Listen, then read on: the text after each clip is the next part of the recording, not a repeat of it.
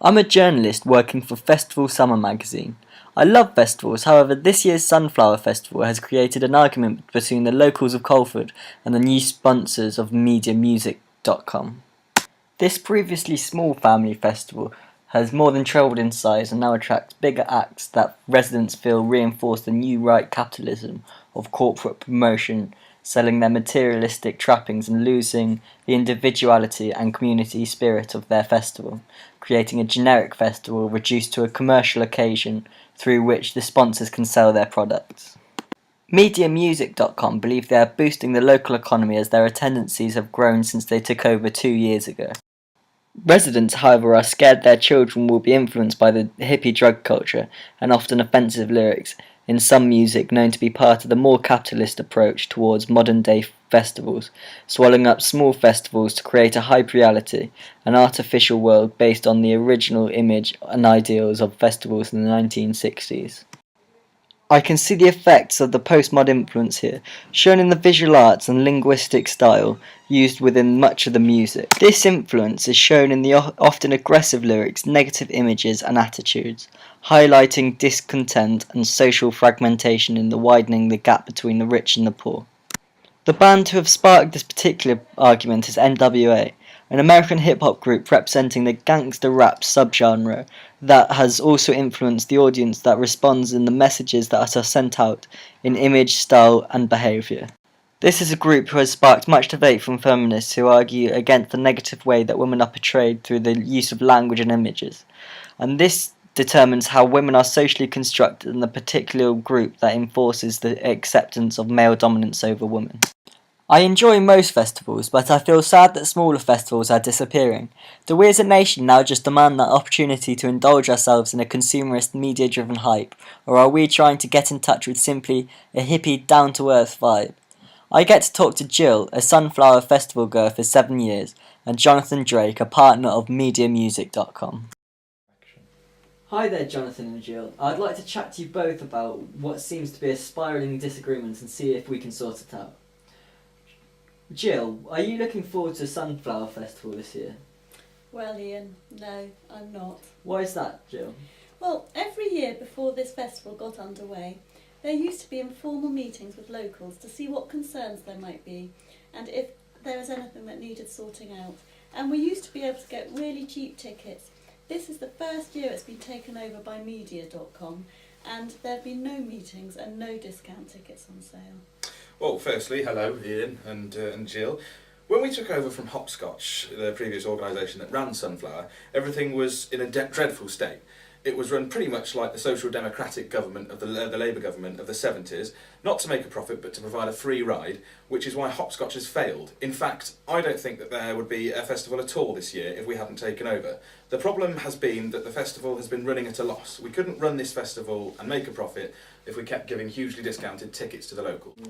I think that Jill is trying to say that this festival's intention used to be all-inclusive place, a countercultural family group that was trying to move away from media-driven consumerism that seems to determinate our lives. Is that right, Jill? That's exactly right, Ian. Many families used to come to this festival because it was inexpensive. There weren't tons of stalls selling unnecessary rubbish. Instead, there was face painting, small bands, barbecues and dancing. People would help each other out, keep an eye on the kids. It had moved away from that long before we took it over, Jill. It was because it was attracting more people that costs started rising. The only way to cover those costs was to raise the prices, bring in bigger bands and increase the price of the tickets. It's called supply and demand. Well, it's called capitalism, actually.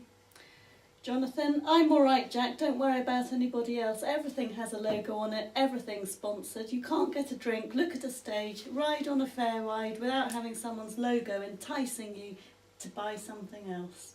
This is surely moving against everything that this festival stands out for. In order to maximise attendance, we must get the popular headlining acts. These cost money and we can't afford to go under. We are taking a risk with our money. This means that we have to advertise, and this must show the traditional meaning of festival, as this is a traditional festival. And that's all about hippie styles, psychedelia and music, so people know what to expect. So Jonathan, you are speculating to accumulate then. This does seem to be a 100% capital venture as far as you're concerned. you don't really seem to be trying to accommodate the local community at all. This seems that through the media, you really have created a hyperreal or an imagined community that believes it's conforming to traditional festival values, but in fact you are selling an image and product in order to make money. Yes, once the media got hold of it, and mediamusic.com, we were ruined. They advertised our small festival as some sort of utopia, making people believe they were back in the 60s, selling products off the back of people who felt they'd actually gone back in time. They used our family values and equality and togetherness and sold it into if you buy this then you'll feel free, just because they took part in it. But it's not real. Well, we are bringing thousands of people to this community. They're visiting the community, they're spending their money, the town's getting a tourist revenue from it, they're potentially coming back again, and they're coming because we're giving good times. We dispense good times like a Coke machine dispenses Coke. You know, and as for this whole, creating a hyper-real world thing, I take offence. We're just replicating the original festival, only on a bit of a bigger scale. Well, that's just where you're wrong. The bands you choose are totally inappropriate. They don't even conform to the traditional values of equality and respect. This year there have been demonstrations by women about NWA playing here. And this is particularly offensive to women and derogatory. Well, they're a big act. The images they portray influence our kids. If we can't take our kids, it's not a family festival anymore. Bringing bands like NWA do seem to be moving away from the family values that Sunflower had. There's arguments that this type of rap normalises the objectification and exploitation of women.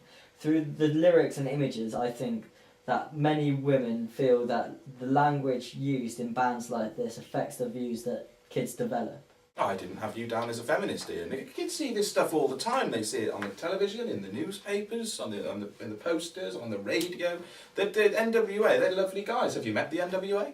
No, I haven't. Well, you haven't met them. Have you met the NWA? I've heard their lyrics. You've heard their lyrics. I've heard their lyrics, but I've met them as well, and they're lovely people. It's derogatory. It's not derogatory. It's They entertainment. They could be lovely people, but their lyrics and their images. No, I don't. Women. No, not at all. Not at all. It's all entertainment. It's down to you to teach your children the difference between right and wrong. As I was walking through the town the other day, I saw a group of children whose parents obviously hadn't taught them the difference between entertainment and reality, because they had the trousers round their arses like they do in United States prisons, and they were doing all the hand gestures. I'm outraged that you think this is acceptable. We're trying to move away from this type of rubbish. We want to protect our kids from this society. We want to create a festival that spoke out for new culture, that held different ideals of equality, that don't portray derogatory images of women like NWA, who are using offensive languages and images. There's their entertainment. You might jeer calling us a counter-hippie culture, and perhaps we are, but our community are trying to support each other.